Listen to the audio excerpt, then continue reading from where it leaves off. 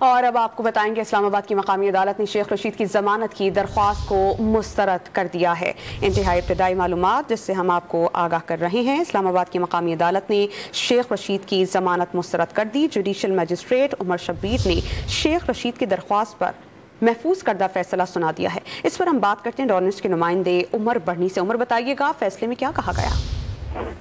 جی دیکھیں، اسلام آباد کے مقامی عدالت نے شیخ رشید کی جو ہے سابق صدر آصف علی زرداری کو پر الزامات کے کیس میں ان کی ضمانت مسترد کر دی ہے، اور آج شیخ رشید کے وکلاء اور جو پروسیکیوٹر تھے وہ عدالت میں پیش ہوئے۔ ان کی جانب سے دلائل دیے گئے۔ جو شیخ رشید کے وکلاء تھے ان کی جانب سے یہ کہا گیا کہ جو مقدمہ ہے وہ سیاسی بنیادوں پر بنایا گیا، اور سابق صدر آصف علی زرداری نے جو توہین حقیقت کا جو مقدمہ ہے وہ کرنے کے بجائے ایک سیاسی کارکن کی درخواست پر یہ مقدمہ جو ہے شیخ رشید کے خلاف درج کیا گیا، اور یہ مقدمہ جو ہے وہ مکمل طور پر سیاسی بنیادوں پر ہے۔ جبکہ جو پروسیکیوٹر تھے ان کی جانب سے کہا گیا کہ شیخ رشید نے دوران حراست بھی جو ہے وہ بیان دیا، جس سے ایک اور مقدمہ جو ہے وہ درج ہوا۔ شیخ رشید اگر دوران حراست بھی قابو میں نہیں ہے، وہ اور بیان بازی سے اجتناب نہیں کر رہے، تو یہ تو ضمانت کے بعد جو ہے وہ بالکل بھی جو اس طرح کے بیان دینے سے اجتناب نہیں کریں گے۔ تو دونوں طرف سے دلائل مکمل ہونے کے بعد عدالت کی جانب سے فیصلہ محفوظ کیا گیا تھا،